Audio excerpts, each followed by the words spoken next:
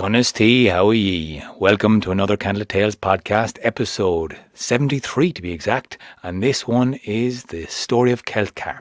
Now it's a death story because we're doing death stories this month, told by Utherchar, the other co-founder of Candlelittales, and I'm the other one. Aaron Hegarty is my name. You can find the links below and more details about our post-show chats coming up in the next episode. Like and subscribe to our YouTube channel to find out more videos there. You can also go to patreon.com/candlelittales because we owe a huge thank you to all our Patreon supporters. Thank you for making these podcasts possible. Now, stay tuned for this week's story. The Death of Kel'thkar. Take it away, Utherchar. One of the great heroes of Ulster was a man named Celtchar Mac Uthechar. He was not spectacular to look at, not like the likes of Cuchulainn or Conal Cearnach with their otherworldly beauty. In fact, he was a bit of a rough-looking man, big ears that stuck out on either side of his head and a great, fleshy nose in the middle of it, and grey hair that stuck up in tufts. And he wore no great clothing, because he was a plain sort of a man, but he was a great warrior, a champion, ferocious in combat, but gentle with his allies. And he was married to a woman named Breach, and Breach had a little bit of a wandering eye, and her wandering eye happened to fall upon Blay the Hosteler. Now Blay the Hosteler was a hosteler in charge of hospitality in Ulster, and he had himself a great hostel, and anyone who came to his hostel was welcomed in and fed and watered and given a place to stay for the night. And Breach, well, she went to the hostel because she wanted to see if she could seduce Blay. But Blay, seeing what direction the evening was going in, said, "No, you're married to Celtchar Mac Uthechar, who is a ferocious warrior and noted killer of men, and if I were to sleep with you, that'd be an end of me." But Breach was not so easily dissuaded. She had her eye on Blay the Hosteler now, and she wanted him. And Blay had on him an unusual gesh, a magical taboo that he could not break without invoking doom. And because of the nature of this gesh, he had to make it somewhat widely known, just to avoid getting into trouble.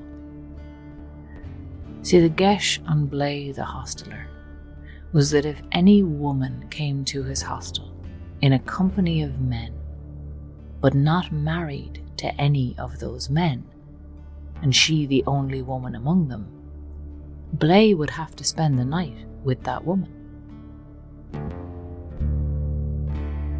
Now when Breach found this out, she gathered together a group of men, made sure there were no other women with them, and went with them to Blay's house. And of course, Blay could do nothing other than sleep with her. So Breach got her way. But Blay was not wrong. After he and Breach spent the night together, word got back to Celtchar Mac Uthechar, and Celtchar Mac Uthechar came looking for Blay, and Blay ran to the king for protection. He ran into the hall of King Celtchar Mac Uthechar, where Celtchar was engrossed in a game of fichel with Cuchulainn. But Celtchar Mac Uthechar was hot on his heels, and Celtchar drove his spear right through Blay and out the other side, and a drop of Blay's blood landed in the centre of the board. Now when they saw the blood fall, Cuchulainn and Celtchar Mac Uthechar looked up, and seeing the murdered Blay, the two of them looked back at one another, and Cuchulainn said, "That drop of blood is on your side of the board, so it's your job to avenge him." And Celtchar Mac Uthechar said, No, that's a little bit closer to your side of the board, so it's your responsibility." And while the two of them were involved in this argument, which went on for quite some time, Celtchar Mac Uthechar turned and fled. He fled south to Munster, to stay with the men of Desi. But the king eventually decided that it was his responsibility to avenge Blay the Hosteler.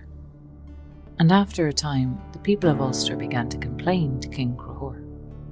They said it was no good, having lost Celtchar and Blay at the same time.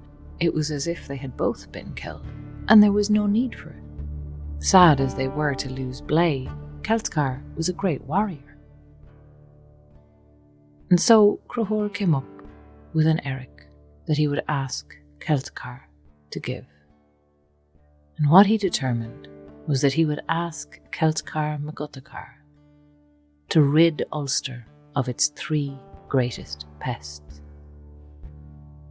And so he sent Celtchar's son down to the men of Desi to deliver the message to him, and Celtchar saw a second message buried in the first, a threat to his family, so he left his son with the men of Desi and came back to Ulster to meet with Crohor. But Crohor offered his terms without treachery, without malice, and Celtchar said, "Aye, all right." And he settled back into his home with his wife and his daughter, and they waited for Ulster to need ridding of a pest worthy of Celtchar Mac Uthechar. Not long after this, a giant arrived in Ulster, a man with horned skin that could not be pierced by a blade, a huge warrior who started to lay waste to the countryside, ravaging Ulster entirely. And his name was Khan Gankness Mac Dara, and he was the brother of Roy Mac Dara, who Cuchulainn had recently killed. And when the people cried out to him to leave them be, he said no. He was going to destroy all of Ulster in vengeance for his brother's death. And so the people of Ulster cried out, "Celtchar Mac Uthechar, will you rid us of this pest?" And so Celtchar Mac Uthechar did. But he didn't go directly at a problem. He had a way of thinking things through. Instead, he asked his daughter for her help with a plan that he had. And he went to Khan Gankness Mac Dara and asked to make a deal with him. Asked him if he would stop destroying Ulster in exchange for the hand of Celtchar's daughter in marriage. And Khan Gankness Mac Dara, who was getting a little tired of rampage at this point, said he would, but only if Celtchar included in the deal a dinner enough to feed 40 men every day. Celtchar Mac Uthechar agreed to that and handed his daughter over to the giant, and she prepared a dinner for him that would have fed 40 hungry men, that is.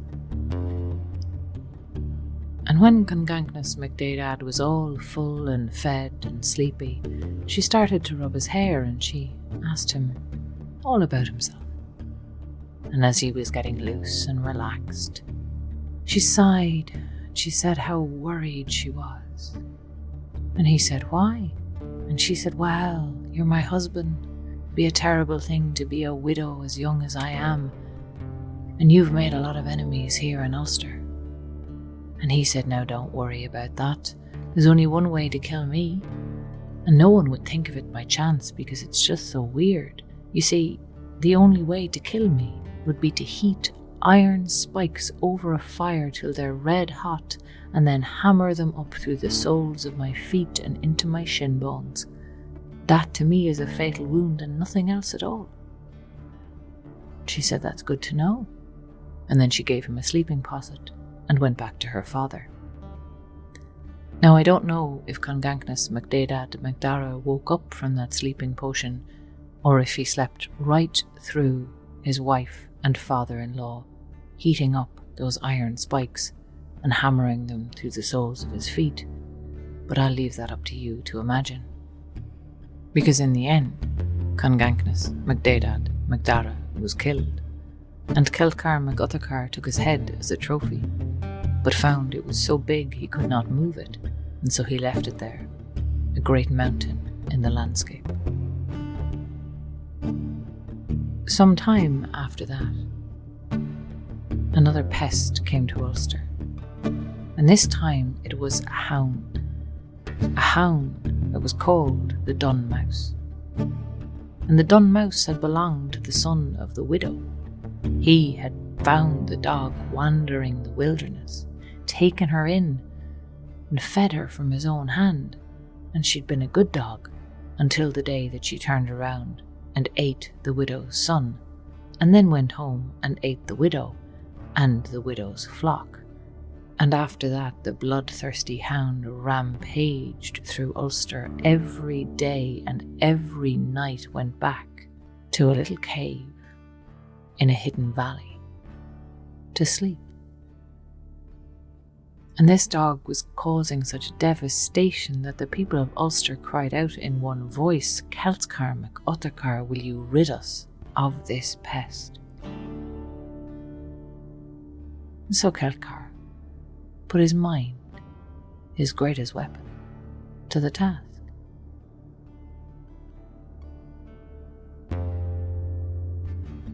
Now this dog had been hunted high and low with little success, and so Celtchar was not sure if its skin could be pierced.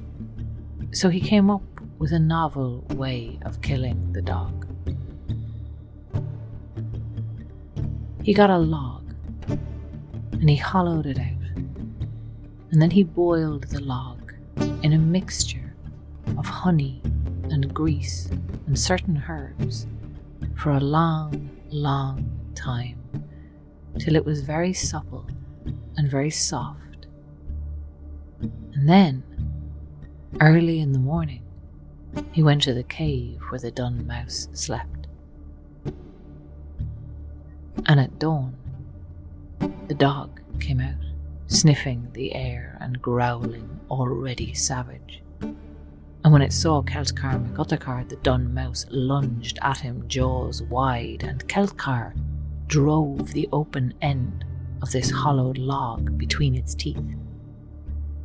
Now, the log was so soft and so supple that the dog's teeth stuck in it, and Celtchar reached in through the other end of it, down the dog's throat, seized her heart and yanked it out, thereby ridding Ulster of its greatest pest. And only a few days after he had killed the Dunn Mouse, strange sounds were heard coming from the severed head of Khan Gankness MacDada de Macdara.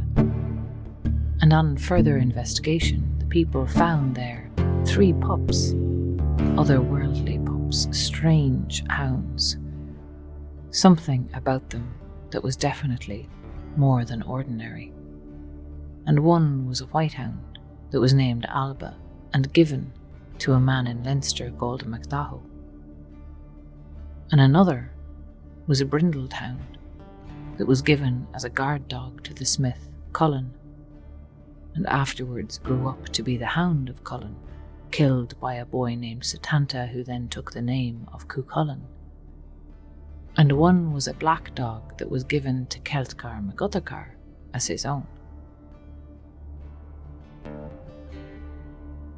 Now Celtchar Mac Uthechar raised his black hound and fed his black hound from his own hand, and this was the best and most loyal dog in Ireland. But it would only take food from his hand, and it was only loyal to him, and that was not a problem until Celtchar was called away and stayed away too long, and his hound, thinking him gone forever, went mad. And much in the manner of its parent, the Dunn Mouse, the hound started to rampage all around Ulster, killing people, killing flocks, destroying herds, until the people of Ulster cried out with one voice, "Celtchar Mac Uthechar, will you rid us of this pest?" And so Celtchar gathered 100 men and led them into the valley where his own black dog was hiding. But he called out to his dog, and when the dog heard its master's voice, it came up to him, wagging its tail so hard that it wiggled, fawning over his feet. But Celtchar Mac Uthechar looked down at his hound and he said, "You've shamed me." And he drove his spear through the heart of his own hound. But when he lifted his spear up, the heart blood of his very own dog trickled down the hilt and touched his own skin.